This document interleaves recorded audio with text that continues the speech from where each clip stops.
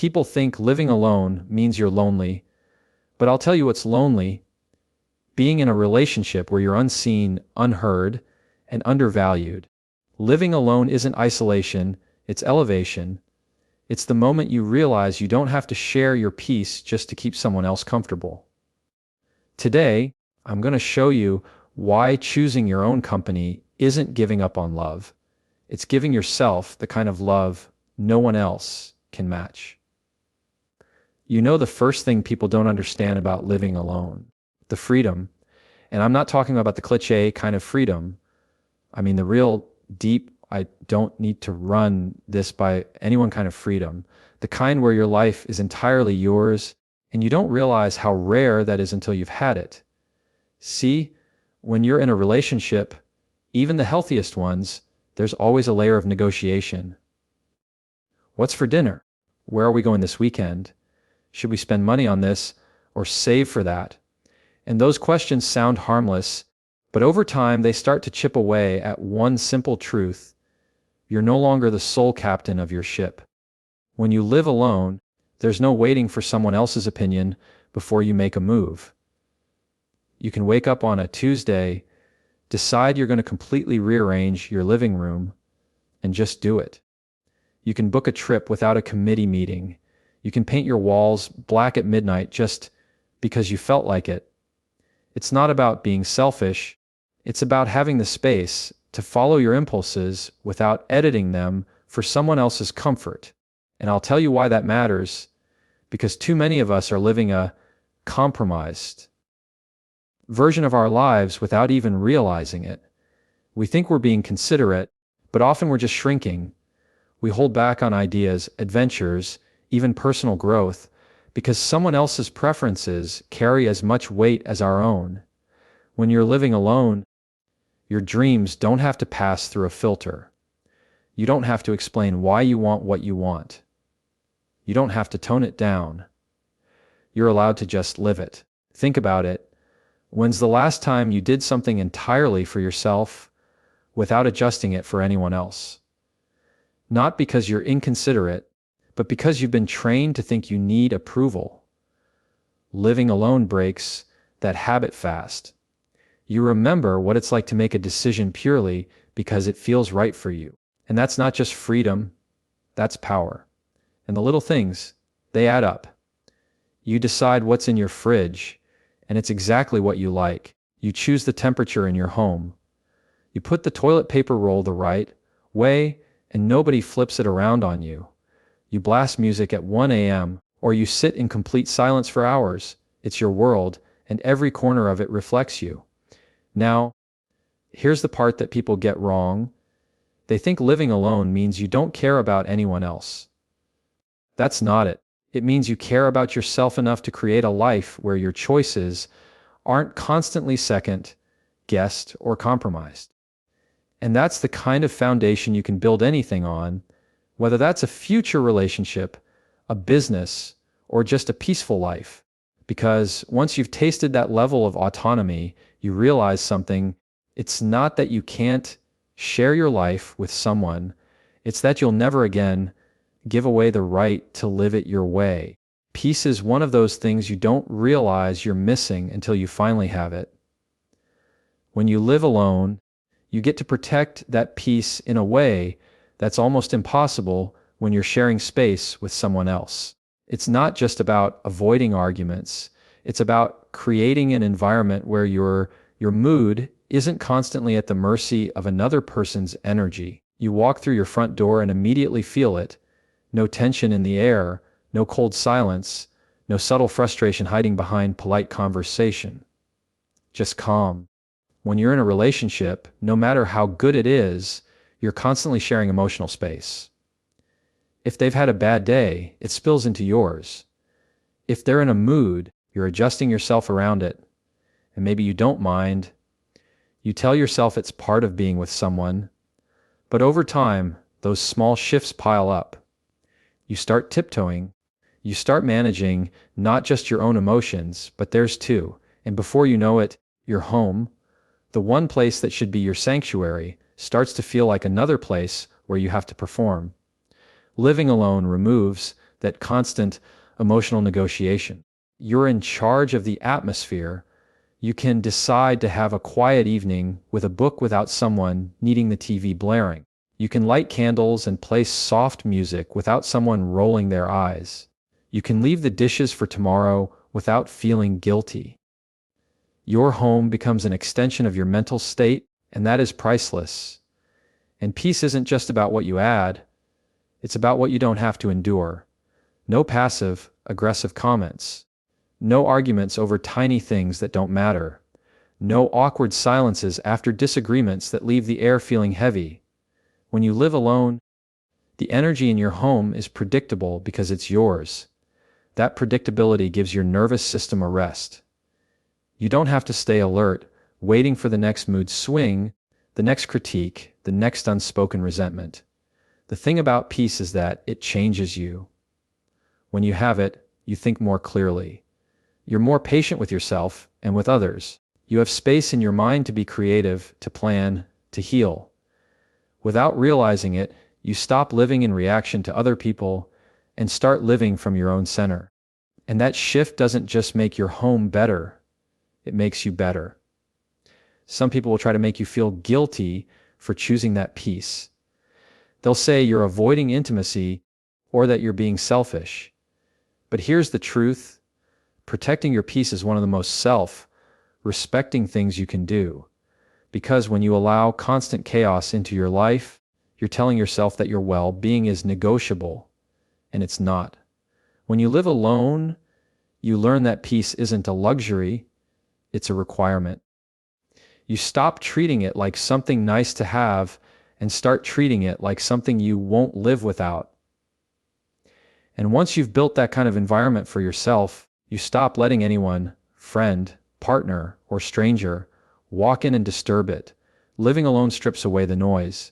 And when the noise is gone, you start hearing something you didn't realize you'd been missing: yourself. Most people go through life surrounded by the voices, habits, and moods of others.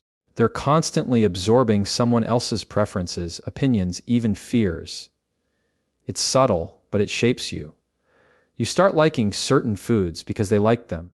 You adjust your daily routines to fit theirs. You even adopt little pieces of their language, their humor, their outlook.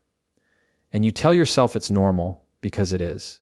But it also means you rarely get to meet the unfiltered version of you. When you live alone, that influence fades.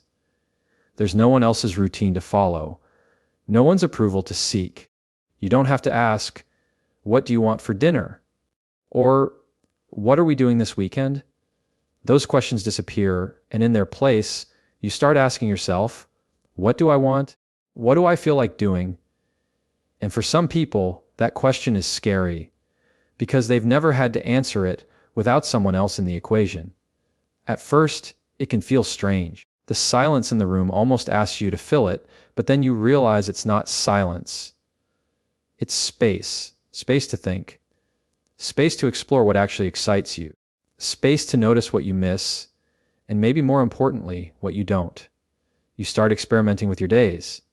You try new hobbies because you can. You rearrange your schedule just to see how it feels. You watch shows you actually enjoy instead of whatever keeps the peace. And little by little, you start learning things about yourself that were buried under years of compromise. You might discover you love early mornings, or that you're more of a night owl. You might realize you've been eating certain foods for years just because they were someone else's favorite. You might find out you work better in complete silence, or that you focus more with music in the background. These things sound small, but they're not, because they're pieces of your identity. And here's what's powerful about it. When you know yourself that well, you stop getting lost in other people. You stop bending into shapes that don't fit you. You can still love someone, still be flexible, but you won't lose your edges in the process. You'll be able to say, "This is who I am, and this is how I live," without guilt or apology. The truth is, you can't really know if you're choosing someone out of love or out of habit until you've spent enough time alone to understand yourself without them. Living alone gives you that clarity. It's like clearing a fog you didn't know was there. You finally see where you've been settling, where you've been sacrificing pieces of yourself, and where you've been thriving without realizing it. That's why I say self-discovery isn't just about finding new things you like. It's about remembering who you were before the world told you who to be. And once you've met that version of yourself, you'll never want to lose them again. Time is one of those things you never fully appreciate until you realize just how much of it you've been giving away. When you live alone, your time becomes entirely yours, and that changes everything. You're not splitting it, negotiating it, or rearranging it around someone else's needs. Every hour in your day is open for you to fill exactly how you want. And that doesn't just mean more freedom, it means more intentional living. When you're in a relationship, even the simplest parts of your schedule are shared. If they wake up late, your morning shifts. If they want to watch something, your evening changes. If they have an event, you adjust your weekend. And you tell yourself it's fine. That's just part of being together. But over time, you start to notice you're not really running your own calendar anymore. You're living around theirs. Living alone flips that entirely. You can work late into the night without feeling guilty that someone's waiting on you. You can sleep in without worrying about disrupting anyone's plans. You can spend an entire Saturday on a personal project without explaining why you didn't do something together. Your time starts serving you instead of the other way around. And when that happens, you begin to see just how much you can accomplish when you're the one in control of your hours. It's not just about productivity either. It's about presence. When your time is yours, you can slow down without the pressure of someone else's pace. If you want to take a 2-hour walk because you're lost in thought, you can. If you want to sit in a coffee shop all afternoon just to people watch, no one's checking their watch waiting for you to be done. That kind of flexibility gives you room to actually enjoy the moment instead of constantly moving on to the next obligation. And there's another layer to it. Living alone makes you more aware of how valuable your time really is. Because you're not distracted by someone else's schedule, you start noticing where you've been wasting it.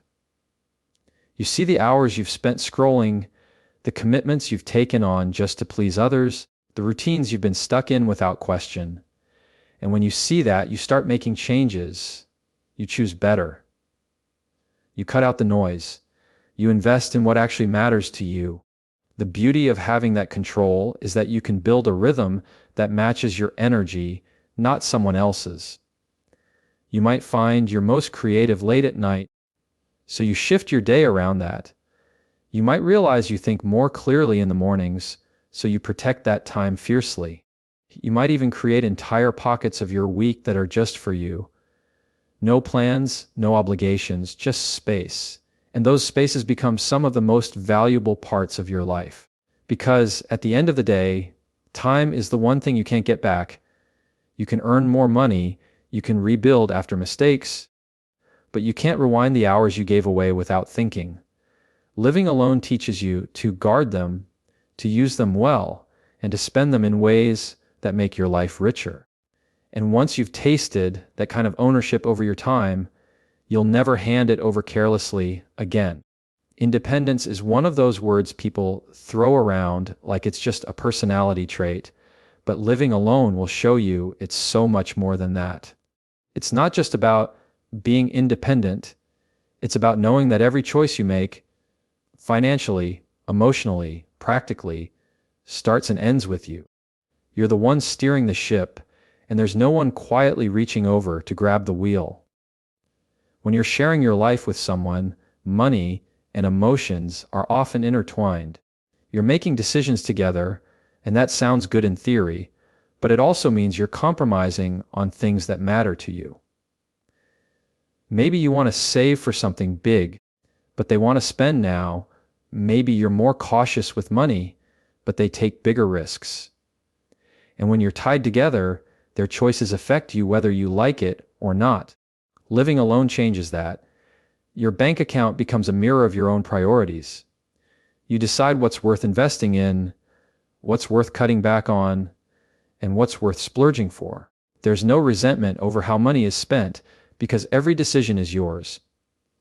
If you want to put half your paycheck into savings, you can. If you want to take yourself on a vacation, you don't have to explain why it's worth it. That level of control is liberating, but it's also a huge responsibility. Because when it's all on you, you start paying more attention. It's the same with your emotions. In a relationship, you're constantly navigating someone else's emotional landscape alongside your own. If they're upset, it affects you. If they're stressed, you carry some of that weight. And while caring for someone is beautiful, it can also blur the line between their feelings and yours. You start making choices based on what will keep the peace rather than what's actually right for you. When you live alone, that emotional independence comes into focus. You get to decide what you let in and what you keep out. You set the tone for your day without it being pulled off course by someone else's mood, and you begin to notice patterns in yourself that you couldn't see before because they were hidden under the noise of another person's reactions. You learn what truly motivates you, what drains you, and what lifts you up, without those answers being influenced by anyone else. This kind of independence also teaches you resilience. There's no one to fall back on when the bills are due, no one to push you out of bed when you're feeling unmotivated, no one to take over when you're overwhelmed. At first, that can feel heavy, but over time, it turns into confidence. You realize you're capable of handling more than you thought. You start trusting yourself in a way that makes you less dependent on outside validation. And here's the thing, when you have both financial and emotional independence, you approach relationships differently. You're not looking for someone to save you, complete you, or carry you. You're looking for someone who matches you, someone who adds to a life you already love. That's a completely different energy, and it changes the kind of people you attract. Because when you know you can stand on your own, you stop settling for anyone who might make you feel smaller. And you realize the most valuable thing you can ever bring into a relationship is a version of yourself that doesn't need one. Something changes in the way you connect with people when you've mastered the art of being alone. You stop moving through life looking for someone to fill the quiet, and you start realizing that not everyone deserves a seat at your table. Living alone teaches you that you don't have to take whatever attention comes your way just because it's there. You're no longer desperate for company, so you become selective. And that selectiveness is not about arrogance, it's about self-respect. When you're comfortable on your own, you stop tolerating half-hearted love, inconsistent energy, and people who show up only when it benefits them. You've built a life that already feels full without anyone else's presence. So if someone wants to be part of it, they have to bring something real. They have to add value instead of just taking it. That changes the entire dynamic of your relationships. Friendships, romance, even family. You also start seeing people more clearly. When you're not clouded by the need for validation, you notice who genuinely cares and who's just passing time with you. You spot red flags faster because you're not afraid to walk away. You stop excusing behavior that drains you. And because you've experienced peace on your own, you recognize instantly when someone is disturbing it. This shift does something powerful. It raises your standards without you even trying. You're no longer operating from a place of fear that you'll be alone forever, because you know being alone is not the worst thing that can happen to you. In fact, you've learned it can be the best thing. That mindset makes you magnetic. People can feel when you're not chasing them. They can sense when your life is already whole, and ironically, that's when they're most drawn to you. Living alone also gives you time to work on yourself in ways that make you more grounded and confident. You pursue your interests, strengthen your boundaries, and deepen your sense of purpose. And when you do meet people, you bring that wholeness with you. It's not about finding someone to complete you. It's about finding someone who complements the life you've built. And here's the beauty of it. You stop needing constant reassurance from others because you've already learned how to reassure yourself. You don't wait for someone else to tell you you're worthy, attractive, or capable. You've seen it in action in your own life. That kind of confidence doesn't just change how you see yourself, it changes how others see you. The relationships you form from that place feel different. They're lighter, healthier, and built on mutual respect instead of unspoken dependency. You don't stay in situations that drain you just because you're afraid of being alone again. You already know you can walk away and still be happy. And when you know that, you only keep people in your life who are worth the space they take up. Because once you've learned how to love your own company, you'll never settle for anyone who makes you feel lonelier than you did when you were by yourself.